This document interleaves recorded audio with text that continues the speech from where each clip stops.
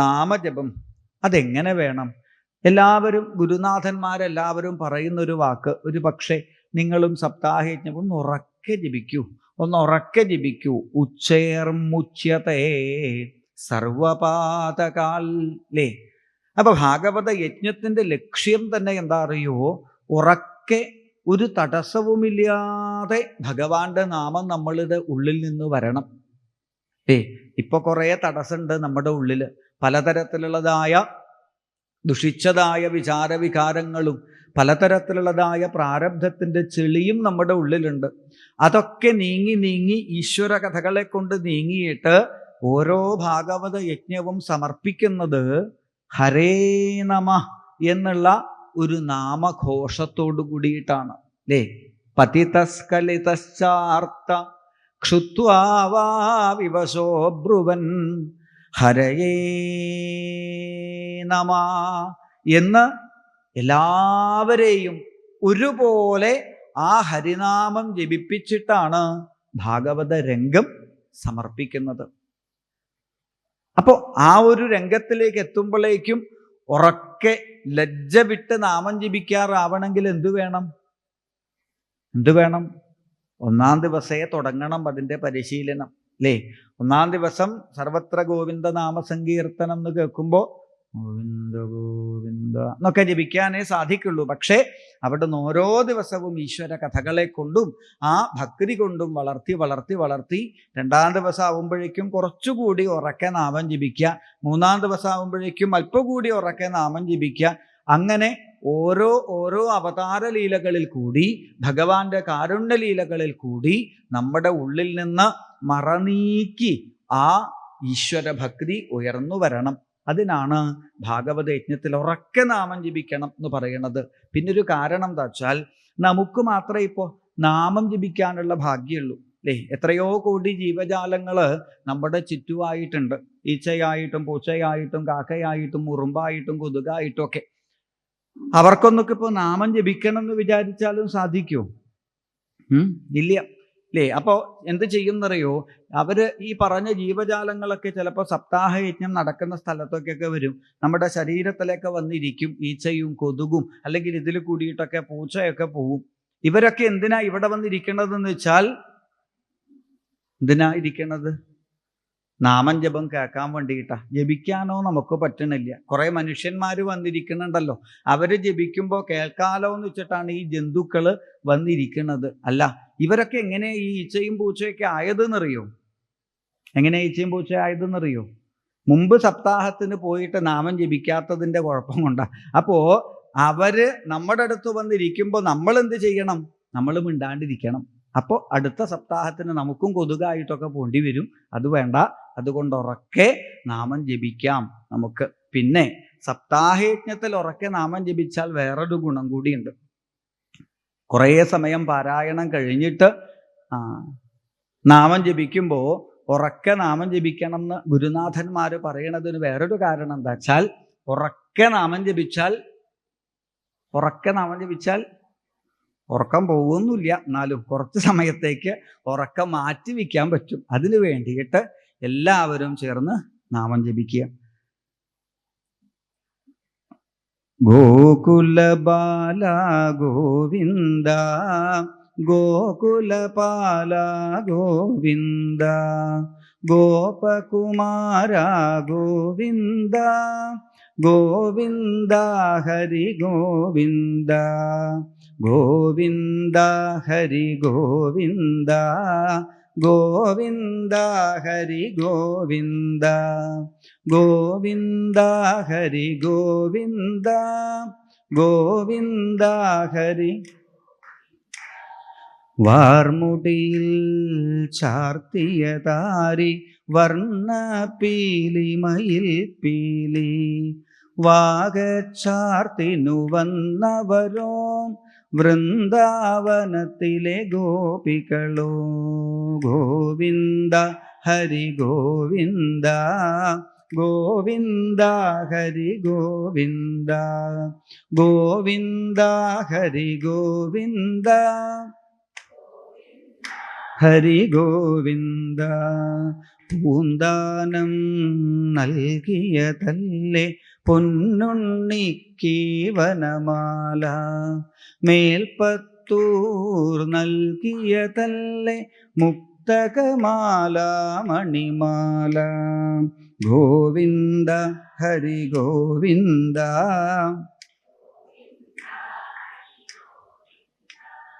ഗോവിന്ദ ഹരി ഗോവിന്ദ ഹരി ഗോവിന്ദ. ഹരിനാമങ്ങൾ പാടിയിരുന്നോരാത്തോലമ്മ കുറൂരമ്മ, തേവാര നേരത്തു നൽകിയതല്ലേ തൃക്കൈവെണ്ണ തൂവെണ്ണ. ഗോവിന്ദ ഹരി ഗോവിന്ദ. ഹരി ഗോവിന്ദ. ഗോവിന്ദ ഹരി ഗോവിന്ദ ഹരി ഗോവിന്ദ. തിരുമധുരം നേദിക്കാം, തുളസി പൂക്കൾ ചൂടിക്കാം. തരുമോ തരുമോ കാർവർണ്ണ, താമര കൈയിലെ തൂവെണ്ണ. ഗോവിന്ദ ഹരി ഗോവിന്ദ. ഗോവിന്ദ ഹരി ഗോവിന്ദ. ഗോവിന്ദ ഹരി ഗോവിന്ദ. ഗോവിന്ദ ഹരി ഗോവിന്ദ. ഗോവിന്ദ ഹരി ഗോവിന്ദ. സർവത്ര ഗോവിന്ദനാമ സങ്കീർത്തനം. ഗോവിന്ദ. കപിലവാസുദേവ ചരിതമാണ് ഉച്ചയ്ക്ക് മുമ്പ് നമ്മൾ അനുസ്മരിച്ചു നിർത്തിയത്. തുടർന്ന് ചതുർത്ഥ സ്കന്ധത്തിലേക്ക് പ്രവേശിച്ചു. ദക്ഷയാഗം എന്ന പ്രകരണം വരെ മുൻപ് പ്രഭാഷകൻ ഇവിടെ വർണ്ണിച്ചു. കപിലവാസുദേവനായി തൻ്റെ മുൻപിൽ അവതരിച്ച സച്ചിദാനന്ദ സ്വരൂപനായ ജ്ഞാനസ്വരൂപനായ ആ യോഗീശ്വരനായ ഭഗവാനെ ദേവഹൂതി നമസ്കരിച്ചു എന്നു മാത്രമല്ല, അവസാന നിമിഷം ഒന്ന് കണ്ണടച്ച് ഹൃദയത്തിൽ ഭഗവാനെ കണ്ട് ദേവഹൂതി ഭഗവൽ പദത്തെ പ്രാപിച്ചു. അപ്പോ എന്തിനാ ഈ ഭഗവത് ഉപാസനയും ഭഗവാന്റെ നാമം ജപവും ഭഗവൽ കഥകളൊക്കെ എന്നാണെങ്കിൽ, അന്തേ നാരായണ സ്മൃതി. ഇതൊക്കെ ഒരു സമ്പാദ്യമാണ്. എപ്പോഴേക്ക് നാവ് നാമം ജപിക്കാൻ പറ്റാതെ കുഴഞ്ഞു പോണ സമയത്തേക്കുള്ള സമ്പാദ്യമാണ് എന്ത്? ഇപ്പൊ ജപിക്കണ നാമങ്ങൾ. അതുകൊണ്ടാണ് ഉച്ചയ്ക്ക് മുമ്പ് ഇവിടെ കേട്ടുവല്ലോ നമ്മൾ, നാവു കൂഴയാതെ നാമം ജപിക്കുവാൻ സാധിച്ചിടേണമേ നാരായണ. അല്ലേ? നാവ് കുഴയാതെ നാമം ജപിക്കാൻ സാധിക്കണേ എന്നെപ്പോ പ്രാർത്ഥിക്കണം? നാവ് കുഴയാതെ നാമം ജപിക്കാൻ സാധിക്കണേ എന്നെപ്പോ പ്രാർത്ഥിക്കണം? നാവ് കുഴഞ്ഞിട്ടോ? അല്ല, നാവ് കുഴയാതെ നാമം ജപിക്കാൻ സാധിക്കണേ എന്ന് നാവ് കുഴയണതിന് മുമ്പേ ജപിച്ചു വെച്ചോള്. അല്ലേ? ഗുരുവായൂരപ്പനെ ഭംഗിയായിട്ട് കണ്ടുവെച്ചോള്. എപ്പോ? കണ്ണിലെ കാഴ്ച കുറയണതിന് മുമ്പ്. ഭഗവാന്റെ കഥ നന്നായി കേട്ടുറപ്പിച്ചോള്. എപ്പോ? ചെവിയുടെ കേൾവി കുറയണതിന് മുമ്പ്.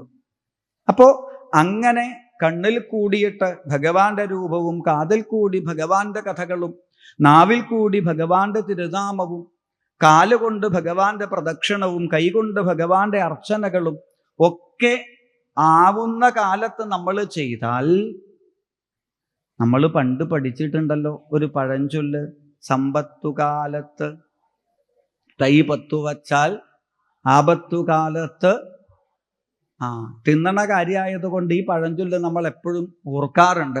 അപ്പോ പറഞ്ഞു വരുന്നത്, എന്താ നമ്മുടെ ഏറ്റവും വലിയ സമ്പത്ത്? നമ്മളെ സംബന്ധിച്ച് ഏറ്റവും വലിയ സമ്പത്ത് എന്താ? ഏറ്റവും വലിയ സമ്പത്ത്? ആരോഗ്യമാണ് നമ്മുടെ ഏറ്റവും വലിയ സമ്പത്ത്. അല്ലേ? നിങ്ങളിപ്പോൾ സ്വന്തം കാലിൽ നടന്നിട്ട് ഇവിടെ വന്നിരുന്നു എന്നുണ്ടെങ്കിൽ ഉണ്ടല്ലോ, നിങ്ങൾ വലിയ സമ്പന്നന്മാരാ. നമുക്കറിയാത്തതാ അതിൻ്റെ വിഷമം. അല്ലേ?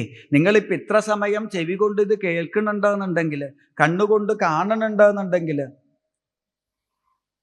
എന്തിന്? വിചാരിക്കണ ഒരക്ഷരം ഈ നാവിൽ നിന്ന് അതുപോലെ പുറത്തേക്ക് വന്നാൽ അപ്പം നമ്മൾ ഉറപ്പിച്ചൂല, നമ്മൾ സമ്പന്നന്മാർ തന്നെയാ. അല്ലേ? അപ്പൊ പറഞ്ഞു വരുന്നത്, ഈ ആരോഗ്യം എന്ന സമ്പത്തുള്ള കാലത്ത് വേണ്ടതുപോലെ ഭക്തിയെ നമ്മൾ നേടി വച്ചാൽ എന്താ ഗുണം എന്നറിയോ? ആപത്തുകാലത്ത്. നാളെ ഒരു കാലത്ത് ഇതുപോലെ സപ്താഹത്തിനൊന്നും വന്നിരിക്കാൻ പറ്റിയെന്ന് വരില്ല, ഇതുപോലെ ഭാഗവതം കേൾക്കാൻ പറ്റിയെന്ന് വരില്ല, നാമം ജപിക്കാൻ പറ്റിയെന്ന് വരില്ല, ഭഗവാനെ കാണൽ നടന്നു എന്ന് വരില്ല. പക്ഷേ മനസ്സിൽ ഒരു സമാധാനം. എന്താ? കണ്ടിട്ടുണ്ടല്ലോ, കേട്ടിട്ടുണ്ടല്ലോ, ആവണ കാലത്തൊക്കെ ഞാൻ ജപിച്ചിട്ടുണ്ടല്ലോ. ആ ഒരു ആശ്വാസം ഈ പ്രപഞ്ചത്തിൽ നമുക്കൊരാൾക്കും തരാൻ സാധിക്കില്ല എന്നാണ് ഭാഗവതം പറയണത്. അല്ലേ? ഇനി ഭാഗവതം പറഞ്ഞു വിചാരിച്ച് നിങ്ങൾ വിശ്വസിക്കൊന്നും വേണ്ട. ഒന്ന് ആലോചിച്ച് നോക്കുക, അവസാന കാലത്ത് നമുക്ക് എന്ത് ചിന്തിച്ചാലാണ് മനസ്സിനൊരു സമാധാനം ഉണ്ടാവുക?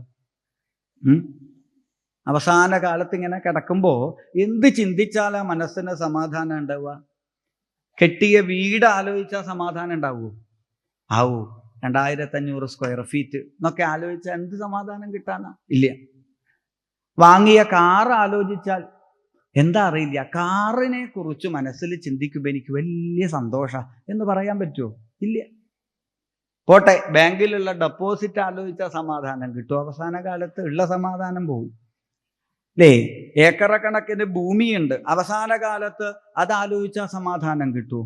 പോട്ടെ, മക്കളെ കുറിച്ച് ഒരു ആലോചിച്ച അവസാന കാലത്ത് ഇപ്പൊ തന്നെ കിട്ടുന്നില്ല, അപ്പൊ പിന്നെ അവസാന കാലത്ത് കിട്ടുമോ? ഇല്ല. അപ്പൊ ചുരുക്കി പറഞ്ഞാൽ ആ സമയത്ത് നമ്മുടെ മനസ്സിനൊരു ഒരു ആശ്വാസം, ഒരു കുളിര് കിട്ടാൻ ഭഗവാനെ ചിന്തിക്കലേ വഴിയുള്ളൂ, വേറൊരു വഴിയില്ല. അല്ലേ? ഒന്നു തിരിഞ്ഞു കിടക്കുവാനും കാൽകളൊന്നു മറിച്ചു വയ്ക്കാനും വിഷമമായി സന്ധിബന്ധങ്ങൾ കുഴഞ്ഞു വശം കെട്ടു സന്ധിയിൽ പെട്ടു കിടക്കുന്ന വേളയിൽ, ആ സമയത്ത് നമ്മുടെ മനസ്സിലിതാ ഒന്ന് കണ്ണടച്ചാൽ ഈ ചോറ്റാനിക്കര അമ്മയെയും ഇവിടെ നടക്കുന്ന ഭാഗവതത്തെയും ഇവിടുന്ന് കേട്ട ഭഗവാന്റെ കഥകളെയും ഇവിടുന്ന് ജപിച്ച ഭഗവാന്റെ നാമത്തെയും ഇവിടുന്ന് കണ്ട ഭഗവാന്റെ രൂപത്തെയും ഒന്ന് ചിന്തിച്ചാൽ സദ്യോ ഹൃദ്യവരുധ്യതേത്ര കൃതിഭി ശുശ്രൂഷിഭി തൽക്ഷണാൽ, അക്ഷണത്തിൽ. അല്ലേ? തിരുനാമാചാര്യൻ പറയും, ആഹരി ഗർജനം കേൾക്കുന്ന മാത്രയിൽ ഘോര പാപങ്ങളാം വൻഗജങ്ങൾ ദൂരത്തിലോടിയൊളിക്കുന്നു തൽക്ഷണം ഭാരിച്ച ഭീതിയിൽ ആതുരരായി. അല്ലേ? എത്ര വലിയ ശക്തിയുള്ള മതയാനയാണെങ്കിലും അഹങ്കാരിയായ ഒറ്റക്കൊമ്പനാണെങ്കിലും ആ ഹരിഗർജനം, വനരാജാവായ സിംഹത്തിൻ്റെ ഗർജനം എന്ന് കേൾക്കുമ്പോൾ പതുക്കെ അവിടുന്ന് ഓടൂത്രേ. ഇതുപോലെ നമ്മുടെ ഉള്ളിലുള്ളതായ ഏത് മഹാപാപമാണെങ്കിലും ഏത് മഹാദുഃഖമാണെങ്കിലും ഹരിനാമമാകുന്നതായ തിരുനാമമാകുന്നതായ ആ ഒരു ഗർജനം കൊണ്ട് ഒഴിവാവും എന്ന് ഭാഗവതം ഓർമ്മിപ്പിക്കുമ്പോൾ, ദേവഹൂതി എന്ന ആ ഒരമ്മ അവസാന കാലത്ത് ഭഗവാനെ ഹൃദയത്തിൽ ചിന്തിച്ചുകൊണ്ട് ഭഗവത്പദം പൂകി എന്നാണ് വർണ്ണിച്ചത്. അപ്പൊ ദേവഹൂതിക്ക് ഭഗവാനെ കണ്ണടയ്ക്കുമ്പോഴേക്കും മനസ്സിൽ കാണാൻ പറ്റി. എന്താ കാരണം? സ്വന്തം മകനാണ്. അല്ലേ? നമുക്കിപ്പോ കണ്ണടച്ചാൽ മകനെ കാണാൻ വിഷമുണ്ടോ? മകനെ ഓർക്കാൻ വിഷമുണ്ടോ? ഇല്ല. ഭാര്യയെ ഓർക്കാൻ വിഷമുണ്ടോ? ഭർത്താവിനെ ഓർക്കാൻ വിഷമുണ്ടോ? ബന്ധുക്കളെ ഓർക്കാൻ വിഷമുണ്ടോ? അയൽവാസിയെ കാണാനുണ്ട്, ശത്രുക്കളെ കാണാനുണ്ട്, സുഹൃത്തുക്കളെ കാണാനുണ്ട്. എന്തിന്? റേഷൻ കടക്കാരനെ ചിന്തിക്കാൻ പോലും നമുക്ക് ധ്യാനത്തിൻ്റെ ഒന്നും ആവശ്യമില്ല. ഉണ്ടോ? ഞാനൊന്ന് ഭാര്യയെ ഓർക്കട്ടെ. പ്രാണായാമമൊക്കെ ചെയ്ത് ഹൃദയം ശുദ്ധമാക്കി, അല്ലേ? ഇങ്ങനെയൊക്കെ ധ്യാനിക്കേണ്ടി വരുന്നുണ്ടോ? നമുക്ക് അച്ഛനെ ഓർക്കാൻ, അമ്മയെ ഓർക്കാൻ വേണ്ടിയിട്ട് നമ്മൾ ആരെങ്കിലും ധ്യാനം ഇരുന്നിട്ടുണ്ടോ? പക്ഷേ നാരായണനെ ഓർക്കണം എന്ന് വിചാരിച്ച് കണ്ണടച്ചാലോ? മക്കളെ ഓർക്കാൻ നമുക്ക് ധ്യാനം വേണ്ട, ബന്ധുക്കളെ ഓർക്കാൻ നമുക്ക് ഈ പറഞ്ഞ ഒരു ഗോഷ്ഠിയും കളിക്കേണ്ട, ഒരു വിഷമവും ഇല്ല. ഒന്ന് കണ്ണടച്ചാൽ ഇപ്പൊ കാണാനുണ്ട്. പക്ഷെ നാരായണനെ ചിന്തിച്ചിട്ടൊന്ന് കണ്ണടച്ചാലോ? നാരായണനെ കാണുന്നുണ്ടോ? കാണണമൊക്കെ ഉണ്ട്, നാട്ടിലുള്ള സകല നാരായണന്മാരെയും കാണുന്നുണ്ട്. പക്ഷേ ഉദ്ദേശിച്ച നാരായണനെ അല്ലാന്ന് മാത്രം. അപ്പോ പറഞ്ഞു വരുന്നത്, ഭഗവാനെ ഒന്ന് ഹൃദയത്തിൽ കാണാൻ ഈ പറഞ്ഞതായ ശമം, ദമം, പ്രാണായാമം, പ്രത്യാഹാരം ഇതൊക്കെ ശീലിക്കേണ്ടി വരണു നമുക്ക് എന്ന് പറഞ്ഞാൽ അതിൻ്റെ അർത്ഥം എന്താ? ഇപ്പോഴും നമ്മുടെ ഉള്ളില് ഭഗവാൻ എന്ന് പറയണത് എവിടെയോ വൈകുണ്ഠത്തിലിരിക്കുന്ന, എവിടെയോ കൈലാസത്തിലിരിക്കുന്ന, എവിടെയോ കാർമേഘങ്ങൾക്കപ്പുറത്ത് വന്ന് പ്രത്യക്ഷപ്പെടുന്ന ഒരാൾ മാത്രം. നേരത്തെ പറഞ്ഞ ബന്ധുക്കളുടെ, സുഹൃത്തുക്കളുടെ, പരിചയക്കാരുടെ ലിസ്റ്റിലേക്ക് ഭഗവാനെ ഒന്ന് ചേർത്താൽ എത്ര സുഖാ പിന്നെ, അല്ലേ? പക്ഷെ നമുക്ക് പറ്റണില്ല, അല്ലേ? എൻ്റെ ഒരു സുഹൃത്ത് ഗുരുവായൂർ പോയി ഗുരുവായൂരപ്പനെ തൊഴുത് നാട്ടിലെത്തിയപ്പോൾ ഞാൻ വെറുതെ എൻ്റെ ആ സുഹൃത്തിനോട് ചോദിച്ചു, ഗുരുവായൂരെ പോയില്ലേ? ഓ പോയി. തൊഴലൊക്കെ 2-3 ദിവസം തൊഴുതു. അപ്പം ഞാൻ സ്വതവേ ഗുരുവായൂർ പോയാൽ പരിചയമുള്ള ആൾക്കാരെയൊക്കെ കാണും, അല്ലേ? ചിലപ്പോൾ നാട്ടുകാരെ കാണും, പിന്നെ ഏതെങ്കിലും മന്ത്രിമാരെയൊക്കെ കാണും. നല്ല ഭാഗ്യം ഉണ്ടെങ്കിൽ സിനിമാ നടന്മാരെയൊക്കെ കാണാൻ പറ്റും, അല്ലേ? ഗുരുവായൂരപ്പനെ കാണാൻ അത്ര ഭാഗ്യമൊന്നും വേണ്ട. അപ്പോ പറഞ്ഞു വരുന്നത്, ഈ സുഹൃത്തിനോട് ഞാൻ ചോദിച്ചു, ഗുരുവായൂർ പോയിട്ട് പരിചയക്കാരെ ആരെങ്കിലും കണ്ടു? ബന്ധുക്കളെയൊന്നുമല്ല, പരിചയമുള്ള ആരെങ്കിലും കണ്ടു ചോദിച്ചപ്പോ ഇവനൊരു 5-10 ആൾക്കാരുടെ പേര് പറഞ്ഞു. അതിൽ നാട്ടുകാരുണ്ടായിരുന്നു, ബന്ധുക്കളുണ്ടായിരുന്നു, ഒരു സിനിമാ നടനുണ്ടായിരുന്നു, ഒരു മന്ത്രി ഉണ്ടായിരുന്നു. പക്ഷേ ഈ ലിസ്റ്റിൽ ആര് പെട്ടിട്ടില്ല? കാണാൻ പോയ ഗുരുവായൂരപ്പനെ പെടുത്തിയിട്ടില്ല, ദേ. അപ്പൊ പിന്നെ എങ്ങനെയാ നമുക്ക് ഭഗവാനെ കണ്ണടച്ച കാണാൻ പറ്റുക? അപ്പൊ ഹൃദയത്തില് ആ ഭഗവാനെ കാണാൻ സാധിക്കണമെങ്കിൽ ബന്ധുക്കളിലൊരു ബന്ധുവായിട്ട്, മക്കളിലൊരു മക്കളായിട്ട്, സുഹൃത്തുക്കളിലൊരു സുഹൃത്തായിട്ട്, കൂട്ടുകാരിലൊരു കൂട്ടുകാരനായിട്ട് ഈ ഭഗവാനെ ചേർത്താൽ എത്ര എളുപ്പാ നമുക്ക്. അതുകൊണ്ടാണ് ഭാഗവതന്മാര് പറയണത്, നീ മാത്രമാണെനി എനിക്കൊരു ബന്ധു കൃഷ്ണ, നീ മാത്രമാണെനി എനിക്കൊരു ബന്ധു കൃഷ്ണ. നമ്മുടെ ബന്ധുവായിട്ട്, ആർത്തബന്ധുവായിട്ട് ഭഗവാനെ മാറ്റാൻ സാധിച്ചാൽ, ദേവഹൂതി കണ്ടതുപോലെ ഒന്ന് കണ്ണടച്ചാൽ ഹൃദയത്തിൽ ആ ഭഗവാനെ നമുക്ക് കാണാനായി സാധിക്കും എന്ന് തൃതീയ സ്കന്ധത്തിൽ ഓർമ്മിപ്പിച്ചു. പിന്നീട് ധർമ്മ, അർത്ഥ, കാമ, മോക്ഷങ്ങളെ കുറിക്കുന്ന 4 പ്രകരണങ്ങളെ ചേർത്തുവച്ച വിസർഗം എന്ന ലക്ഷണത്തോടു കൂടിയ ചതുർത്ഥ സ്കന്ധമാണ് ഇപ്പോൾ നമ്മൾ പാരായണം ചെയ്തുകൊണ്ടിരിക്കുന്നത്. അതിൽ പരമമായ ധർമ്മം എന്ത് എന്ന് ദക്ഷയാഗം എന്ന ചരിത്രത്തിൽ കൂടി ഉച്ചയ്ക്ക് മുമ്പ് നമ്മൾ അനുസ്മരിച്ചു, അല്ലേ? ഈ പ്രപഞ്ചത്തില്, ഈ ലോകത്ത് ഓരോരുത്തർക്കും അവരവരുടേതായ ധർമ്മങ്ങളുണ്ട്. എല്ലാവർക്കും അവരവരുടെ ധർമ്മങ്ങളുണ്ട്, അല്ലേ? അത്തരത്തിൽ ഓരോരുത്തർക്കും ഓരോ ധർമ്മമുണ്ട്. എല്ലാ ജീവജാലങ്ങളും അവരവരുടെ ധർമ്മം ഭംഗിയായിട്ട് ചെയ്യണമുണ്ട്, അല്ലേ? എല്ലാ ജീവജാലങ്ങളും അവരവരുടെ ധർമ്മം ഭംഗിയായി ചെയ്യണുണ്ട്. എങ്കിൽ നമുക്കും എന്തുണ്ട്? നമ്മുടെ ധർമ്മമുണ്ട്, അല്ലേ? നമുക്കും ഉണ്ട് നമ്മുടെ ധർമ്മം. എന്താ നമ്മുടെ ധർമ്മം? നമ്മുടെ ധർമ്മം, മനുഷ്യധർമ്മം, അത് ഈശ്വരനെ വന്ദിക്കലാണ്, ഭഗവാനെ സേവിക്കലാണ്, അല്ലേ? പലതരത്തിലുള്ളതായ പ്രാരബ്ധങ്ങളും വേവലാദികളും ഒക്കെയുള്ള നമുക്ക് ഈ ഭഗവാന്റെ മുൻപിലേക്ക് എത്താൻ തോന്നണുണ്ടെങ്കിൽ, ഭഗവതിയുടെ മുമ്പിൽ എത്താൻ തോന്നണുണ്ടെങ്കിൽ, ഇവിടെ എത്തി, ഈ നടയിലെത്തി, ഒന്ന് അമ്മയെന്ന് വിളിക്കുമ്പോൾ, ഒന്ന് ഗുരുവായൂരപ്പ എന്ന് വിളിക്കുമ്പോൾ നമുക്ക് മനസ്സിനൊരു സമാധാനം കിട്ടണുണ്ടെങ്കിൽ അതിൻ്റെ അർത്ഥം എന്താ? ഇവിടെ ഇരുന്ന് ഭാഗവതം കേൾക്കുമ്പോൾ, ഇവിടെ ഇരുന്ന് നാമം ജപിക്കുമ്പോൾ, നടയിലെത്തി അമ്മയെന്നൊന്ന് വിളിക്കുമ്പോൾ, ഗുരുവായൂരപ്പനെ കണ്ട് ഗുരുവായൂരപ്പ എന്ന് പ്രാർത്ഥിക്കുമ്പോൾ നമ്മുടെ മനസ്സിൽ എല്ലാ ദുഃഖവും മാറി നമ്മുടെ മനസ്സ് ആശ്വസിക്കണമെന്നുണ്ടെങ്കിൽ അതിൻ്റെ അർത്ഥം എന്താ? നമ്മൾ ചെയ്യേണ്ട പണി ഇതാണ്. എന്ത്? ഭഗവാനെ സേവിക്കല. അതുകൊണ്ട് ആ പണി ചെയ്യുമ്പോൾ നമുക്ക് സമാധാനം കിട്ടും. ബാക്കിയുള്ളതൊക്കെ നമ്മൾ ചെയ്തിട്ടില്ലെങ്കിലും ഈ ലോകത്തിൽ ഈച്ചയും പാച്ചയും പൂച്ചയും ഒക്കെ ചെയ്യണ പണികളാ അല്ലേ? ഈ മതിൽക്കെട്ടിന്റെ പുറത്തെത്തിയാൽ ഞാനും നിങ്ങളും ഒക്കെ ചെയ്യുന്നത് എല്ലാ ജീവജാലങ്ങളും ചെയ്യുന്ന സാമാന്യ പ്രാണികളുടെ ധർമ്മം മാത്രമാണെങ്കിൽ അതിൽ നിന്ന് വ്യത്യസ്തമായി ഈശ്വരനെ ഇങ്ങനെ ഇരുന്ന് ഉപാസിക്കാൻ, ഭഗവാന്റെ നാമം അറിഞ്ഞുകൊണ്ട് ജപിക്കാൻ, ഭഗവാനാണ് എന്നറിഞ്ഞുകൊണ്ട് നമസ്കരിക്കാൻ പറ്റുന്ന ഒരു ജന്മയുള്ളൂ. അത് മനുഷ്യജന്മാണ്. അപ്പോൾ ആ മനുഷ്യജന്മത്തിൻ്റെ ഏറ്റവും വലിയ ധർമ്മം ഈശ്വരനെ വന്ദിക്കുക എന്നുള്ളതാണ്. ഇനി വന്ദിച്ചിട്ടില്ലെങ്കിലും കുഴപ്പമില്ല, വന്ദിച്ചിട്ടില്ലെങ്കിലും കുഴപ്പമില്ല. എന്ത് ചെയ്യുക? നിന്ദിക്കാണ്ടിരിക്കുക അല്ലേ? ഞാൻ തൊഴണില്ല, പോട്ടെ, തൊഴണ്ട. പക്ഷെ തൊഴുന്ന ആൾക്കാരെ, തൊഴുന്ന ചൈതന്യത്തിനെ നമ്മൾ എന്തിനാ നിന്ദിക്കാൻ പോണത്? അപ്പൊ വന്ദിച്ചില്ലെങ്കിലും നിന്ദിക്കാണ്ടിരിക്കുക. ഇനിയിപ്പൊ നിന്ദിച്ചു എന്ന് വെച്ചാൽ ആർക്കാ കുഴപ്പം?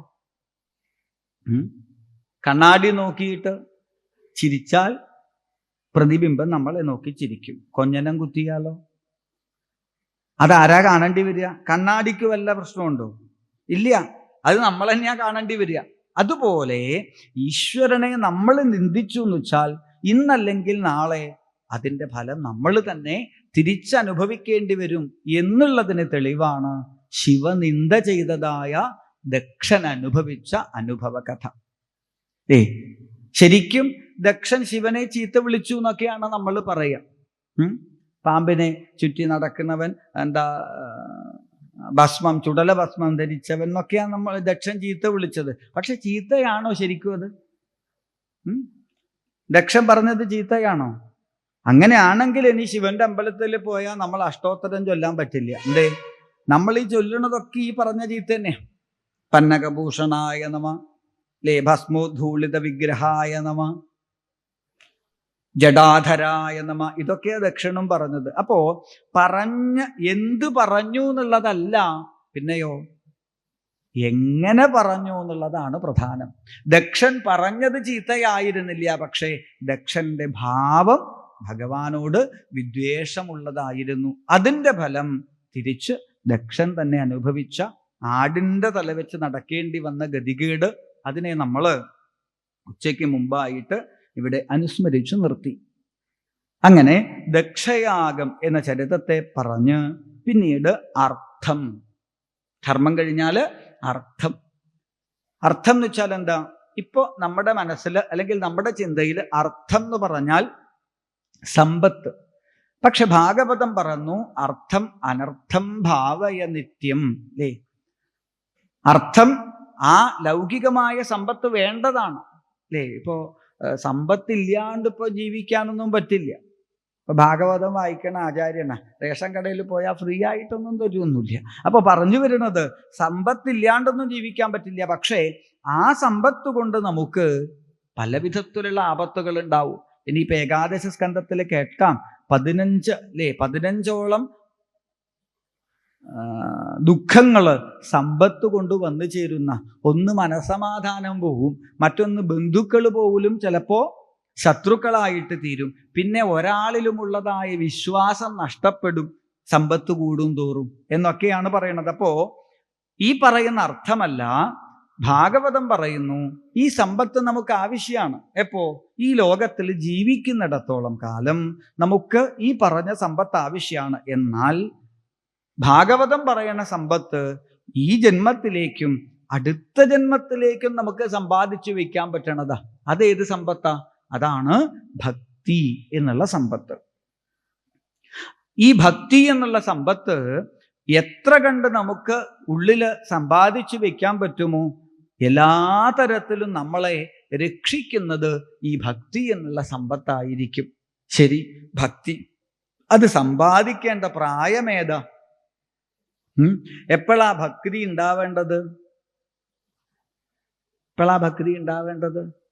നമുക്കൊക്കെ ഇപ്പൊ എപ്പോഴാ ഭക്തി ശരിക്കും വരുന്നത് അല്ലേ? നമുക്കൊക്കെ ഷഷ്ടിപൂർത്തിയൊക്കെ കഴിഞ്ഞ് കണ്ണില് തിമിരത്തിന്റെ ഓപ്പറേഷനൊക്കെ കഴിഞ്ഞപ്പോഴാണ് ഭാഗവതം വായിക്കാൻ തുടങ്ങിയാലോ എന്നുള്ള ചിന്ത തന്നെ വരാൻ തുടങ്ങിയത്. എന്നാൽ ഭാഗവതം പറയണു ഭക്തി എന്നുള്ള അർത്ഥം അത് സമ്പാദിക്കേണ്ടതിതാ.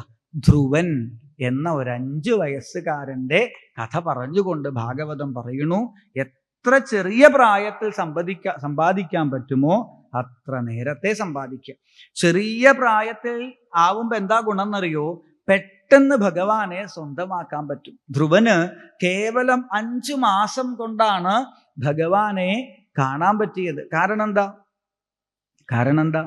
ചെറിയ കുട്ടിയാ, ഉള്ളിൽ അത്ര വലിയ കുനിഷ്ടും കുശുമ്പും കളവും ഒന്നും കയറിയിട്ടില്ല അല്ലേ? അതുകൊണ്ട് വളരെ പെട്ടെന്ന് ഭഗവാനെ സ്വായത്തമാക്കാൻ സാധിച്ചു.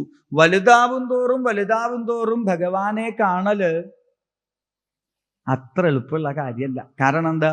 നമ്മുടെ ഉള്ളിൽ ഈ പറഞ്ഞ പല പല പല പല ദുരകളും കയറി നിറഞ്ഞിട്ടുണ്ടാവും. ഇതൊക്കെ മാറ്റിവെച്ചിട്ട് ഭഗവാനെ കാണണമെങ്കിൽ ഇനി വലിയ ബുദ്ധിമുട്ടാണ്. അപ്പോ ഭക്തി എന്ന അർത്ഥത്തെ ചെറിയ പ്രായത്തിൽ തന്നെ സമ്പാദിക്കണം എന്ന് കാണിക്കാനായിട്ട് സ്വയംഭൂവമനുവിൻ്റെ മകനായ ഉത്താനപാദൻ എന്ന രാജാവിൻ്റെ ചരിത്രത്തിൽ കൂടി ധ്രുവ കുമാരനെ നമ്മൾ പരിചയപ്പെടുകയാണ്. ഇനി സ്വയംഭൂവമനുവിന് 3 പെൺകുട്ടികളും 2 ആൺകുട്ടികളും. അതിൽ പെൺകുട്ടികളുടെ കഥ പറയുമ്പോഴാണ് ദേവഹൂതി ചരിതം പറയുമ്പോൾ കപിലവാസുദേവന്റെ കഥയും, ആകൂതി ചരിതം പറയുമ്പോൾ യജ്ഞന്റെ അവതാരവും, പ്രസൂതി ചരിതം പറയുമ്പോൾ ദക്ഷയാഗവും വർണ്ണിച്ചു. ഇനി ആൺകുട്ടികളുടെ കഥയിലേക്ക് പ്രവേശിക്കുമ്പോൾ സ്വയംഭൂവമനുവിൻ്റെ മകനാണ് ഉത്താനപാദൻ. ഈ ഉത്താനപാദൻ എന്നുള്ള രാജാവ് ആദ്യമായിട്ട് ഒരു കല്യാണം കഴിച്ചു. ഉത്താനപാദ മഹാരാജാവ് ആദ്യമായിട്ടൊരു കല്യാണം കഴിച്ചു. എന്താ ആദ്യമായിട്ട് എന്ന് പറയാൻ കാരണം? ആദ്യമായിട്ട് എന്ന് പറഞ്ഞാൽ നമുക്ക് ഉറപ്പിക്കാം എന്ത്? രണ്ടാമതും കല്യാണം കഴിച്ചിട്ടുണ്ട് എന്ന്. അപ്പൊ പണ്ടുള്ള രാജാക്കന്മാരൊക്കെ ധാരാളം കല്യാണം കഴിക്കും. അപ്പൊ അതുകൊണ്ട് ആ കല്യാണത്തിന് ക്ഷണിക്കുമ്പോൾ തന്നെ എൻ്റെ ആദ്യത്തെ കല്യാണം എന്നൊക്കെ പറയും. നമ്മളൊന്നും അങ്ങനെ പറയാറില്ല, ഉണ്ടോ? നമ്മൾ ആരെങ്കിലും കല്യാണത്തിന് ക്ഷണിക്കുമ്പോൾ എൻ്റെ ആദ്യത്തെ കല്യാണമാണ്, എല്ലാവരും വരണം എന്ന് പറയൂ? ഇല്ല. കാരണം എന്താ? നമുക്കൊന്ന് കഴിച്ചാൽ തന്നെ മതിയാവും.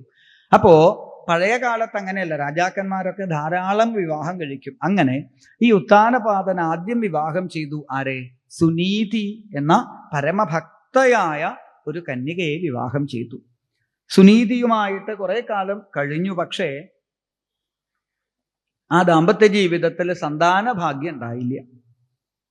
അപ്പോഴാണ് രണ്ടാമതൊരു കല്യാണം കഴിച്ചത്. ആരെ? സുരുചിയെ വിവാഹം ചെയ്തു. സുരുചി പക്ഷേ ഈ സുനീതിയെ പോലെ ആയിരുന്നില്ല. അല്പം സൗന്ദര്യമുണ്ട്, അതിൻ്റെ സാമർഥ്യമുണ്ട്, അതിൻ്റെ അഹങ്കാരമുണ്ട്. അങ്ങനെ തൻ്റെ വാക്കുകളെ കൊണ്ടും തൻ്റെ സാമർഥ്യം കൊണ്ടും ഈ സുരുചി എന്ത് ചെയ്തു എന്നറിയോ? ക്രമേണ ഉത്താനപാദൻ എന്ന രാജാവിനെ തൻ്റെ സ്നേഹം കൊണ്ടും സാമർഥ്യം കൊണ്ടും വശീകരിച്ച് ഒടുവിൽ തൻ്റെ അടിമയാക്കിയിട്ട് മാറ്റി ഉത്താനപാദനെ. ഇപ്പൊ ഉത്താനപാദ മഹാരാജാവ് എണീക്കണമെങ്കിൽ, ഇരിക്കണമെങ്കിൽ, നടക്കണമെങ്കിൽ ഒക്കെ സുരുചിയാണ് തീരുമാനിക്കുക. സുനീതിയോ പതുക്കെ കൊട്ടാരത്തിൽ നിന്ന് അവഗണിക്കപ്പെട്ട് കൊട്ടാരത്തിൻ്റെ പുറത്ത്, മതിലിൻ്റെയും പുറത്താണിപ്പോ താമസം. ആ ഇടയ്ക്ക് ഇവർക്ക് 2 പേർക്കും ഈശ്വര കടാക്ഷം കൊണ്ട് ഗർഭം ധരിച്ചു. 2 പേർക്കും ഓരോ ആൺകുട്ടികളുണ്ടായി. കുട്ടികൾക്കിപ്പോൾ 5 വയസ്സ് പ്രായം. അല്ലേ? നമുക്കിപ്പോൾ സിനിമ പോലെ കുറച്ച് വേഗം പോയാലേ കഥ നടക്കുള്ളൂ. അല്ലേ? ബാഹുബലിയിലൊക്കെ കാണുന്നില്ലേ? ആദ്യം ഒരു കൈ കാണിക്കും, പിന്നെ പെട്ടെന്ന് വലിയ ആളെ കാണിക്കണില്ലേ? അതുപോലെ ജനിച്ചു, 5 വയസ്സായി ഇപ്പോൾ പ്രായം. ഈ 5 വയസ്സിൽ സുനീതി പുത്രന്റെ പേര് ധ്രുവൻ എന്നാണ്. സുരുചിയുടെ മകന്റെ പേര് ഉത്തമൻ എന്നാണ്. അപ്പൊ ഈ കുട്ടികൾ തമ്മിൽ ഈ പറഞ്ഞ വിദ്വേഷമൊന്നുമില്ല അല്ലേ? കുട്ടികൾക്ക് അങ്ങനെ ആരോടും ശത്രുതയോ അങ്ങനെയുള്ള കാര്യമൊന്നുമില്ല. കുട്ടികൾക്ക് ശത്രുത, കളവ് അതൊന്നുമില്ല. ശരിക്കും കുട്ടികളെ ഇതൊക്കെ ശരിക്കും പഠിപ്പിക്കണത് ആരാ? കുട്ടികളെ കളവ് പറയാൻ ശരിക്കും ആരാ കുട്ടികളെ കളവ് പറയാൻ പഠിപ്പിക്കുന്നത്? കളവ് പറയാൻ പാടില്ലാട്ടോ എന്നൊക്കെ നമ്മൾ മക്കളോട് ഉപദേശിക്കുമ്പോ ശരിക്കും ഇവനെ ആദ്യം കളവ് പറയാൻ പഠിപ്പിച്ചതാരാ? അല്ലേ? ബസ്സിൽ കയറുമ്പോ മകനെ ഉപദേശിക്കുക അമ്മ. കണ്ടക്ടർ എത്രാം ക്ലാസ്സിൽ എത്രയെന്ന് ചോദിച്ചാൽ 3-ാം ക്ലാസ്സിൽ. അമ്മ ഞാൻ 3-ാം ക്ലാസ് എന്ന് പറഞ്ഞാൽ മതി അല്ലേ? അപ്പോ പറഞ്ഞു വരുന്നത് കുട്ടികളെ അവർക്ക് ഈ കളവൊന്നുമില്ല. അതുകൊണ്ട് തന്നെ ധ്രുവനും ഉത്തമനും വലിയ സ്നേഹിതന്മാരാണ്, സഹോദരന്മാരാണ്. അവരൊപ്പാണ് കളിക്കുക. അപ്പൊ ഇടയ്ക്ക് എന്ത് ചെയ്യുമെന്ന് വെച്ചാൽ ഈ ഉത്തമൻ ധ്രുവനെ കൊട്ടാരത്തിൻ്റെ അകത്തേക്ക് കളിക്കാൻ വിളിക്കും. എന്നാൽ ഇത് സുരുചിക്ക് തീരെ ഇഷ്ടല്ല. കൊട്ടാരത്തിനകത്ത് വന്നിട്ട് ഈ ധ്രുവൻ ഇങ്ങനെ കളിക്കണതൊന്നും ഇഷ്ടല്ല. അപ്പൊ ചിലപ്പോൾ ചീത്ത വിളിക്കും, ധ്രുവൻ പേടിച്ചോടും, ഉത്തമനെ ശകാരിക്കും, ഇനി അങ്ങനെ കൂട്ടിക്കൊണ്ടുവരാൻ പാടില്ല എന്നൊക്കെ പറയും. പക്ഷെ കുട്ടികളല്ലേ, 2 ദിവസം കഴിയുമ്പോൾ ധ്രുവൻ ഉത്തമനെ അന്വേഷിച്ച് കൊട്ടാരത്തിലേക്ക് കയറി വരും. ഇതൊക്കെ പതിവാണ്. അങ്ങനെ ഇരിക്കെ ഒരു ദിവസം ഈ ഉത്താനപാദ മഹാരാജാവ് കൊട്ടാരത്തിൽ സിംഹാസനത്തിൽ അങ്ങനെ ഇരിക്കുന്നു. ഉത്താനപാദ മഹാരാജാവ് അങ്ങനെ ഇരിക്കുമ്പോഴാണ് ഉത്തമൻ ധ്രുവനെ കൂട്ടി കളിക്കാനായി വന്നത്. കുട്ടികൾ ആ കളിച്ചുകൊണ്ടിരിക്കുന്ന സമയത്ത് രാജാവ് ആ കുട്ടികളുടെ കളി കണ്ട് സന്തോഷിച്ചങ്ങനെ ഇരിക്കുന്ന സമയത്താണ് പെട്ടെന്ന് സുരുചീപുത്രനായ ഉത്തമൻ ഓടി വന്ന് അച്ഛൻ്റെ മടിയിൽ കയറിയിരുന്നത്. ഉത്താനപാദന്റെ മടിയിൽ കയറിയിരുന്നു ആര്? സുരുചിയുടെ മകനായ ഉത്തമൻ. അപ്പൊ കുട്ടികളുടെ സ്വഭാവം എന്താ? ഒരാൾ എന്ത് ചെയ്താലും അപ്പൊ അടുത്ത ആള് അത് വേണം എന്ന് പറയും അല്ലേ? അതുപോലെ ചെയ്യാൻ നോക്കും. ഇവിടെ ഉത്തമൻ രാജാവിൻ്റെ മടിയിൽ കയറി ഇരിക്കണത് കണ്ടപ്പോ സ്വാഭാവികമായിട്ടും ധ്രുവനും ഒരു ആഗ്രഹം ഉണ്ടായി. അച്ഛനല്ലേ, തനിക്കും ഒന്ന് അച്ഛൻ്റെ മടിയിൽ കയറി ഇരിക്കണ്ടേ? സ്വതവേ ആ സുരുചി ചെറിയമ്മ ചീത്ത വിളിക്കും ഇങ്ങനെ കൊട്ടാരത്തിൽ കയറി വന്നാൽ. ഇന്നിപ്പോ എവിടെയും കാണാനൊന്നുമില്ലല്ലോ അല്ലേ? ധ്രുവൻ ആദ്യം ചുറ്റും നോക്കി, സുരുചി എവിടെയെങ്കിലും ഉണ്ടോ? എവിടെയില്ല. പക്ഷേ അച്ഛന് താൻ കയറിയിരിക്കുന്നത് ഇഷ്ടാണോ എന്നറിയില്ലല്ലോ. അച്ഛൻ്റെ മുഖത്തേക്ക് സങ്കടത്തോടെ ഒരു നോട്ടം നോക്കി ധ്രുവൻ. അല്ലേ, ഒന്ന് അച്ഛൻ്റെ മടിയിൽ ഞാൻ ഇരുന്നോട്ടെ എന്ന ആ 5 വയസ്സുള്ള കുട്ടിയുടെ നോട്ടം കണ്ടപ്പോൾ തന്നെ ഉത്താനപാദന് വല്ലാത്ത സങ്കടമായി. എത്രയായാലും തൻ്റെ മകനല്ലേ, ഉത്തമനെ പോലെ തൻ്റെ മടിയിലിരിക്കാൻ അവനും ആഗ്രഹം കാണില്ലേ? പക്ഷേ ഉത്താനപാദനും പേടിയുണ്ട്. ആരെ? സുരുചിയെ. അതുകൊണ്ട് ഉത്താനപാദൻ എന്ത് ചെയ്തു എന്നറിയോ? കുറച്ച് സമയം ചെവി ഇങ്ങനെ പിടിച്ചു നിന്നു. ഇതിനാ ചെവി പിടിച്ചു നിന്നത്? ഉത്താനപാദൻ നല്ല ഒരു സൂത്രം ചെയ്തിട്ടുണ്ട്. എന്താ അറിയോ? ഭാര്യയ്ക്ക് നല്ല ശബ്ദമുള്ള ഒരു പാദസരം വാങ്ങിക്കൊടുത്തു. നല്ല നിറച്ചും ചെലങ്ക മണിയൊക്കെയുള്ള പാദസരം വാങ്ങിക്കൊടുത്തിട്ട് പറഞ്ഞു, നീ ഇതിട്ടാൽ എന്ത് ഭംഗിയായിരിക്കുന്നറിയോ അല്ലേ? അതുകൊണ്ട് എന്താ സൗകര്യം എന്ന് വെച്ചാൽ ഇപ്പൊ അവൾ വരുന്നുണ്ടെങ്കിൽ നേരത്തെ സിഗ്നൽ കിട്ടും. അപ്പോ ഉത്താനപാദ മഹാരാജാവ് ഒന്ന് ചിന്തിച്ചു നോക്കുമ്പോ പാദസരത്തിന്റെ ശബ്ദമൊന്നും കേൾക്കണില്ല. അപ്പൊ സമാധാനായി. വേഗം ഒരു കൈ നീട്ടി ആ 5 വയസ്സുള്ള ധ്രുവനെ എടുക്കാനായി വിളിച്ചതും അച്ഛൻ തന്നെ എടുക്കാൻ വേണ്ടി വിളിക്കണത് ആദ്യമായിട്ട് കണ്ട ധ്രുവൻ ഓടി ആവേശത്തോടു കൂടിയിട്ട് കൈ നീട്ടി അച്ഛൻ്റെ മടിയിലേക്ക് കയറാൻ അടുത്തെത്തിയതും പെട്ടെന്ന് ഒരു ശബ്ദം, നവൽസ, കുട്ടി അവിടെ നിൽക്കൂ. ഈ ഒരു ശബ്ദം കേട്ടതേ ഉള്ളൂ. ഷോക്കടിച്ചതുപോലെ ഉത്താനപാദ മഹാരാജാവ് കൈ പിൻവലിച്ച് തല താഴ്ത്തി അവിടെ ഇരുന്നു. ഇപ്പോ ധ്രുവൻ കാണുന്ന കാഴ്ച എന്താ? തൊട്ടുപിറകിലായിട്ട് സുരുചി എന്ന ചെറിയമ്മ. ഇന്ന് രാവിലെ ഞാൻ എന്തോ കേടായിട്ട് ആ പാദസരം ഉരി വെച്ചത് നന്നായി, അല്ലെങ്കിൽ ഇപ്പൊ ഈ കാഴ്ച ഞാൻ കാണൂ. ഇപ്പോ രാജാവിൻ്റെ മടിയിലിരിക്കും. കുറച്ചു കാലം കഴിഞ്ഞാൽ രാജാവിരിക്കണ സിംഹാസനത്തിൽ ഇരിക്കണമെന്ന് മോഹം തോന്നും. ഇതൊക്കെയാണ് നിനക്കുണ്ടാവുക. അതുകൊണ്ട് അച്ഛൻ്റെ മടിയിൽ, രാജാവിൻ്റെ മടിയിൽ കയറിയിരിക്കാൻ നിനക്ക് അധികാരമില്ല. പിന്നെ അവിടെ ഇരിക്കണുണ്ട് ആര്? എൻ്റെ മകനായ ഉത്തമൻ. ഉത്തമൻ ഇരിക്കുന്നത് കണ്ടിട്ടാണ് നിന്റെ ഈ ചാട്ടം എന്നുണ്ടെങ്കിൽ ഉത്തമൻ എൻ്റെ മകനാ. ഇനി നിനക്ക് അച്ഛൻ്റെ മടിയിൽ കയറിയിരിക്കണം എന്ന് ആഗ്രഹമുണ്ടെങ്കിൽ വേണമെങ്കിൽ ഞാനൊരു വഴി പറഞ്ഞു തരാം. എന്താ വഴി? തപസാ ആരാധ്യ പുരുഷം തസ്യൈവാനുഗ്രഹേണ മേ ഗർഭേ ത്വം സാധയാത്മാനം യദിച്ഛസി നൃപാസനം. ചെന്ന് നാരായണനെ, ഭഗവാനെ തപസ് ചെയ്യുക. എന്നിട്ട് ഭഗവാൻ അവതരിച്ച് എന്ത് വരാ വേണ്ടതെന്ന് ചോദിക്കുമല്ലോ. അപ്പോ എൻ്റെ മകനായി എൻ്റെ ഗർഭത്തിൽ പിറന്ന് ജനിക്കണമെന്ന് പ്രാർത്ഥിക്കുക. എന്നിട്ടോ എൻ്റെ മകനായിട്ട് അങ്ങനെ ജനിച്ചാൽ നിന്നെ ഞാൻ അച്ഛൻ്റെ മടിയിലിരുത്താം. എന്തൊരു വിഡ്ഢിത്തായി സുരുചി പറയണതെന്നറിയോ? ഭഗവാനെ കണ്ടിട്ട് സുരുചിയുടെ ഗർഭത്തിൽ പോയി പറന്നിട്ട് അച്ഛൻ്റെ മടിയിൽ ഇരിക്കണം എന്ന് പറയേണ്ട ആവശ്യമുണ്ടോ? ഭഗവാനെ കണ്ടാൽ പിന്നെ നേരെ അച്ഛൻ്റെ മടിയിൽ കയറ്റി ഇരുത്തണം എന്ന് പറഞ്ഞാൽ പോരെ. അപ്പോ ഇവിടെ ഏതായാലും സുരുചി ഇങ്ങനെ ഒരു അഭിപ്രായം പറഞ്ഞു. ഇറങ്ങിപ്പോവാനായിട്ട് അവിടുന്ന് ശകാരിച്ചതും ധ്രുവൻ എന്ന ആ 5 വയസ്സുള്ള കുട്ടി എന്തെന്നില്ലാത്തതായ സങ്കടത്തോടുകൂടി കൊട്ടാരത്തിൽ നിന്ന് കരഞ്ഞുകൊണ്ട് ഇറങ്ങി വന്നു. ഓടി വന്ന് തൻ്റെ അമ്മയായ സുനീതിയുടെ മാറിടത്തിലേക്ക് കെട്ടിപ്പിടിച്ചു എന്ന് മാത്രല്ല, തേങ്ങി തേങ്ങി കരയാൻ തുടങ്ങി. ചെറിയ കുട്ടികൾക്ക് സങ്കടം സഹിക്കാൻ പറ്റാണ്ടായാൽ പിന്നെ ഒന്നും പറയാനൊന്നും കിട്ടില്ല. അവരിങ്ങനെ തേങ്ങിക്കൊണ്ടിരിക്കുക ചെയ്യുക. ഇങ്ങനെ സങ്കടപ്പെടുന്നതായ ധ്രുവനോട് സുനീതി ചോദിച്ചു, എന്തു പറ്റി? എന്താ നിനക്ക് ഇത്ര സങ്കടം? ചോദിച്ചപ്പോ എങ്ങനെയൊക്കെയോ കൂടി പറഞ്ഞു. ചെറിയമ്മ എന്നെ ചീത്ത വിളിച്ചു. ഇത് മുമ്പും നീ കേട്ടതല്ലേ? എത്രയോ തവണ ചെറിയമ്മ നിന്നെ ചീത്ത വിളിച്ചിട്ടുണ്ടല്ലോ. അല്ല, ഇത്തവണ അങ്ങനെയല്ല. അച്ഛൻ്റെ മടിയിൽ കയറി ഇരിക്കാൻ വേണ്ടി നോക്കിയപ്പോ എന്നെ ചീത്ത വിളിച്ചു. എന്താ വിളിച്ചത്? ഭഗവാനെ പോയി തപസ് ചെയ്ത് ഭഗവാന്റെ അനുഗ്രഹത്തോടെ സുരുചി ചെറിയമ്മയുടെ മകനായാലേ അച്ഛൻ്റെ മടിയിൽ ഇരിക്കാൻ പറ്റുള്ളൂ എന്നാ പറഞ്ഞത്. ഇവിടെ സുനീതി എന്ന ആ നല്ല അമ്മ എന്ത് ചെയ്തു എന്നറിയോ? ഈ പറഞ്ഞ വാക്കിൽ നിന്ന് നല്ലതിനെ മാത്രം വേർതിരിച്ച് തൻ്റെ കുട്ടിയെ പഠിപ്പിച്ചു എന്നാ. ഉച്ചയ്ക്ക് മുമ്പ് നമ്മൾ കണ്ടു ഒരു ദക്ഷനെ. എല്ലാവരും എഴുന്നേറ്റ് നിന്നപ്പോ ദക്ഷൻ കണ്ടതെന്താ?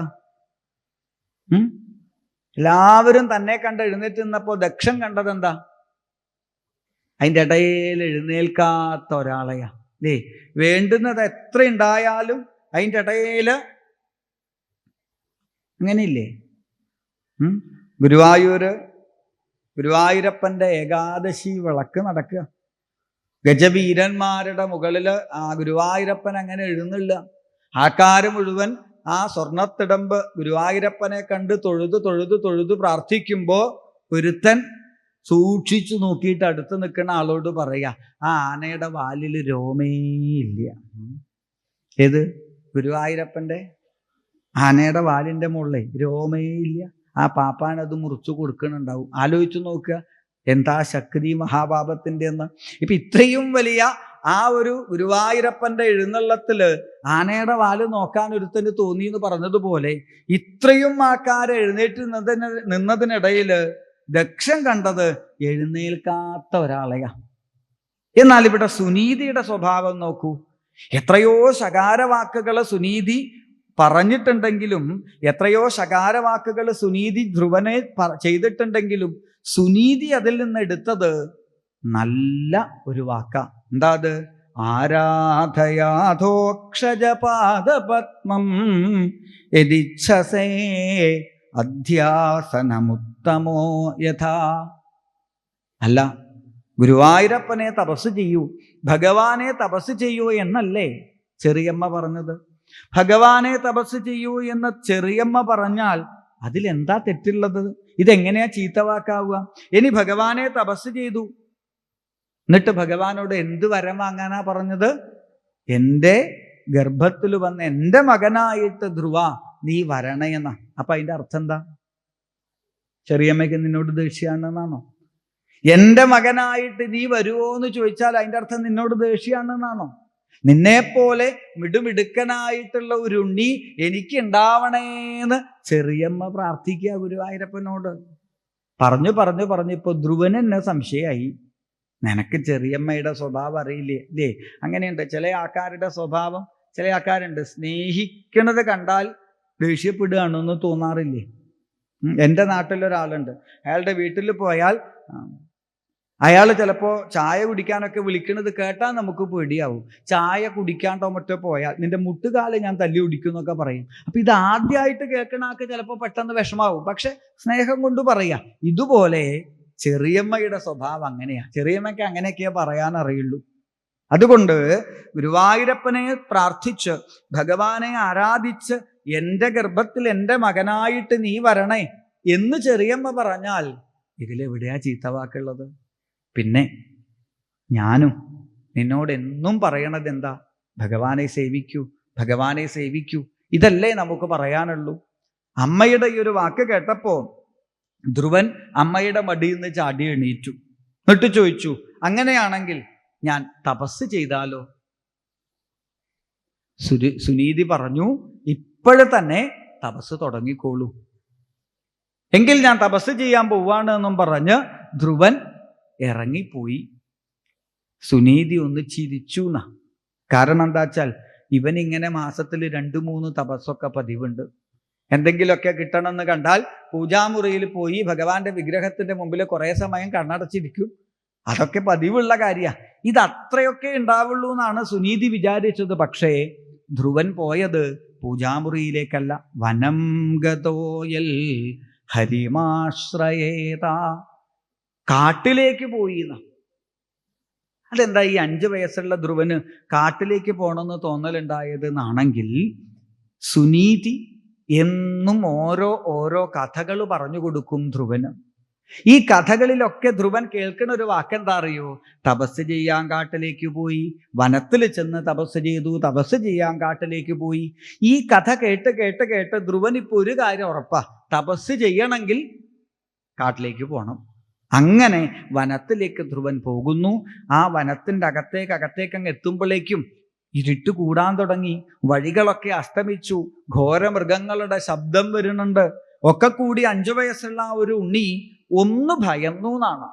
എന്താ ചിന്തിച്ചതെന്നറിയോ?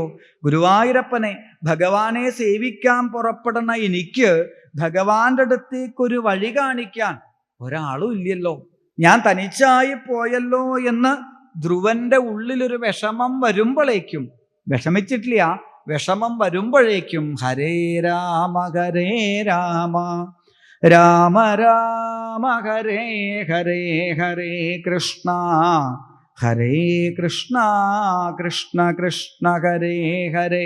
ആ കൊടുങ്കാടിനകത്ത് അതിമധുരമായ ഭഗവാന്റെ നാമജപം ഇങ്ങനെ കേട്ടു. നാമജപം കേട്ടതും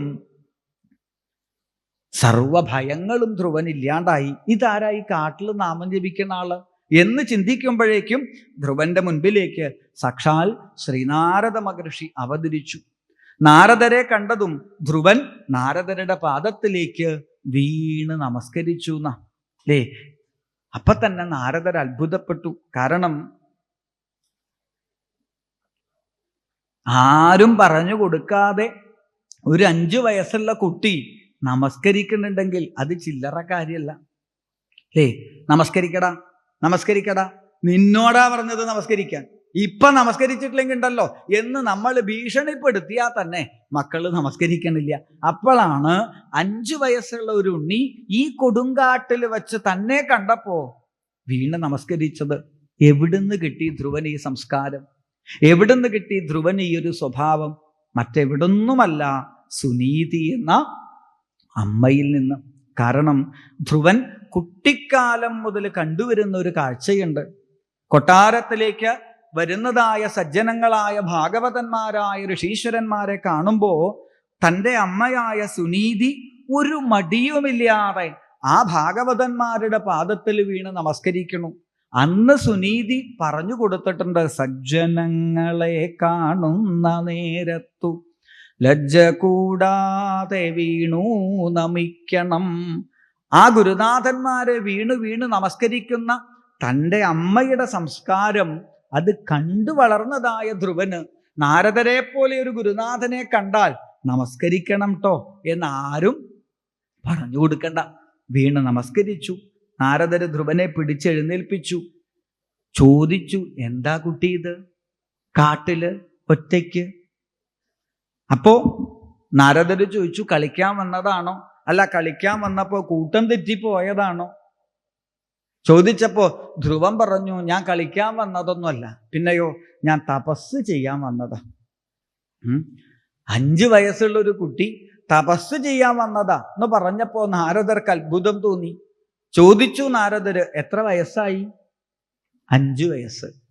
ഇത് കേട്ടതൊന്നും നാരദര് പൊട്ടി പൊട്ടി ചിരിച്ചു. എന്തേ, ഇവിടെ 50 80 ഓരോന്നിന് നാമം ജപിക്കാൻ തോന്നണില്ല, അപ്പോഴാ നീ 5-ാം വയസ്സിൽ? അല്ല, എന്തിനാ തപസ് ചെയ്യണത്?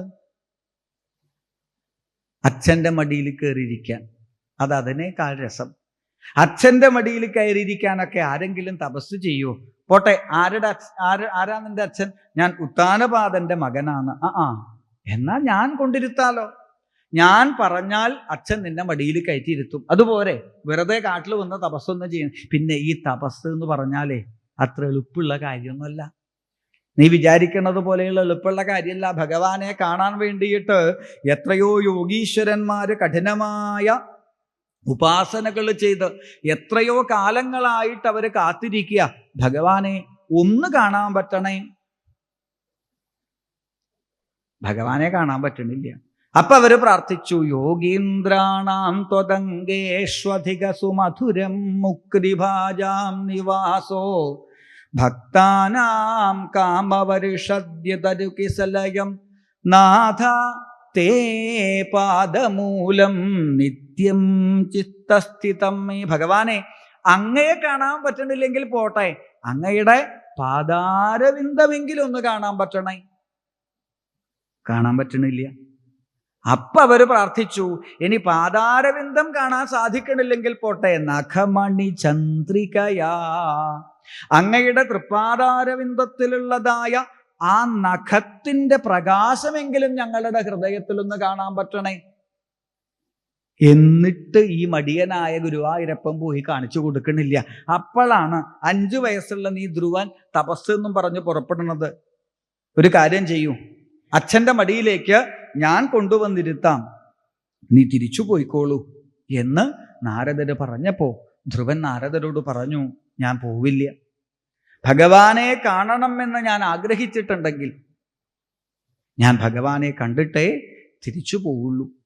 ഇത് കേട്ടപ്പോ നാരദർക്കും സന്തോഷായി. സാക്ഷാൽ ശ്രീ ഗുരുവായൂരപ്പന്റെ പൊഞ്ചിലം പണിഞ്ഞ തൃപാദം മുതൽ പീലിക്കിരീടം വരെയുള്ളതായ ആ കേശാദിപാദം പാദാദികേശം രൂപത്തെ ഭംഗിയായി ആ 5 വയസ്സുള്ള ധ്രുവൻ എന്ന ഉണ്ണിയുടെ ഹൃദയത്തിലേക്ക് അവിടെ ഉപദേശിച്ച് പ്രതിഷ്ഠിച്ചു. ഓം നമോ ഭഗവതേ വാസുദേവായ എന്ന ദ്വാദശാക്ഷരീ മന്ത്രത്തെ, അല്ലേ, ഓം നമോ ഭഗവതേ വാസുദേവായ എന്ന ആ ദ്വാദശാക്ഷരീ മന്ത്രത്തെ ശ്രീനാരദ മഹർഷി ധ്രുവൻ എന്ന ഭാഗവതന് ഭംഗിയായിട്ട് മന്ത്രോപദേശമായി നൽകി. ആ ഉപദേശം സ്വീകരിച്ച് ധ്രുവൻ കഠിനമായ തപസ് ആരംഭിച്ചു. ത്രിരാത്രാന്തേ കപിത്തബദരാശന. ഭഗവാനെ കണ്ടിട്ടേ കണ്ണു തുറക്കുള്ളൂ. ഭഗവാനെ കാണുന്നത് വരെ താൻ വെള്ളമോ ഭക്ഷണമോ കഴിക്കില്ല എന്നൊക്കെ ഉറപ്പിച്ചിട്ടാണ് ധ്രുവൻ കണ്ണടച്ച് തപസ് തുടങ്ങിയത്. പക്ഷേ 3 ദിവസം കഴിയുമ്പോഴേക്കും ധ്രുവന് വിശപ്പ് സഹിക്കാൻ പറ്റാണ്ടായി. ഭഗവാനെ കണ്ടിട്ടേ ഭക്ഷണം കഴിക്കുള്ളൂ എന്നൊക്കെ വിചാരിച്ചിട്ടാണ് ഇരുന്നത്. പക്ഷെ 3 ദിവസം കഴിയുമ്പോഴേക്കും വിശപ്പ് സഹിക്കാൻ പറ്റാണ്ടായി. ആർക്ക്? ധ്രുവന്. എന്നാലും നമ്മളെക്കാൾ ഭേദ 5 വയസ്സുള്ള കുട്ടിയുടെ കഥയാ പറയണത്, അല്ലേ? നമ്മുടെ അവസ്ഥ ഇപ്പം എന്താ? 2 മണിക്കാ വായന തുടങ്ങിയത്, ഇപ്പൊ തന്നെ 4 മണി ആവാൻ വേണ്ടി കാത്തു നിൽക്കുക നമ്മൾ. അപ്പോ പറഞ്ഞു വരുന്നത്, ഇവിടെ ഭഗവാനെ കാണാൻ പുറപ്പെട്ടാൽ മറ്റൊന്നും പിന്നെ പ്രധാനമാവരുത്. എങ്കിലും 3 ദിവസം കഴിഞ്ഞപ്പോൾ വിശപ്പ് സഹിക്കാൻ പറ്റണില്ല. യമുനയിലുള്ള വെള്ളം കുടിച്ചു, കാട്ടുപഴങ്ങളൊക്കെ കഴിച്ചു. അടുത്ത മാസം ആകുമ്പോഴേക്കും 6 ദിവസം, അടുത്ത മാസം ആകുമ്പോൾ 9 ദിവസം. ഇങ്ങനെ ഓരോ മാസം കഴിയും തോറും തപസ്സിന്റെ ശക്തി കൊണ്ട് ആ യോഗാസനത്തിൻ്റെ ശക്തി കൊണ്ട് ശരീരത്തിൻ്റെ വിശപ്പ്, ദാഹം ഇതൊക്കെ മറികടക്കാൻ സാധിച്ചു എന്നാണ് ധ്രുവന്. ഒടുവിൽ ഒരു 5 മാസം കഴിയുമ്പോഴേക്കും ഇളകാത്ത ഒരു തൂണുപോലെ ആ ധ്രുവൻ തൻ്റെ തപസ് തുടർന്നു. ആ തപസ്സിൽ സന്തോഷിച്ചതായ ഭഗവാൻ ധ്രുവന്റെ മുൻപിലേക്ക് ഇതാ അവതരിച്ചു. ഒന്ന് കണ്ണു തുറന്നതും തൻ്റെ മുൻപിൽ ഹൃദയത്തിൽ കണ്ട അതേ രൂപം ഭഗവാനെ കണ്ടതും ധ്രുവൻ വീണ് നമസ്കരിച്ചു, പ്രദക്ഷിണം വെച്ചു, ഭഗവാനെ കെട്ടിപ്പിടിച്ചു, ഭഗവാന്റെ കൈകളെ എടുത്ത് ചുംബിച്ചു. എങ്ങനെ വേണം ആ ഭഗവാനോടുള്ള തൻ്റെ ഭക്തിയെ പ്രകടിപ്പിക്കാനെന്നറിയാതെ 5 വയസ്സുകാരനായ ആ കുട്ടി വിഷമിക്കുന്നത് കണ്ടപ്പോൾ ഭഗവാൻ ഒരു കൃപ, ഭഗവാൻ ഒരു കാരുണ്യം, തൻ്റെ ജ്ഞാനമയമായ ശംഖുകൊണ്ട് ആ ധ്രുവന്റെ കവിൽത്തടത്തിൽ ഒന്ന് സ്പർശിച്ചതും ധ്രുവന്റെ ഉള്ളിൽ നിന്ന് അതിഗംഭീരമായ ഭഗവസ്തുതി പുറത്തേക്കൊഴുകി എന്നാണ്. യോന്ത പ്രവിശ്യ മമ വാചമിമാം പ്രസുപ്താം സംജീവയത്യഖില ശക്തിധര സ്വധാംന അന്യാംശ ഹസ്തചരണശ്രവണത്വഗാദീൻ പ്രാണാൻ നമോ ഭഗവതേ പുരുഷായ തുഭ്യം. ഇവിടെ ശ്രദ്ധിക്കണേ, തൊട്ടുമുമ്പിൽ ശംഖചക്ര ഗദാധാരിയായിട്ട് ഭഗവാൻ നിൽക്കുന്നുണ്ടെങ്കിലും ധ്രുവൻ സ്തുതിക്കുന്നത് ഈ പുറത്ത് നിൽക്കുന്ന ഭഗവാനെയല്ല, പിന്നെയോ യോ അന്തഃപ്രവിശ്യ.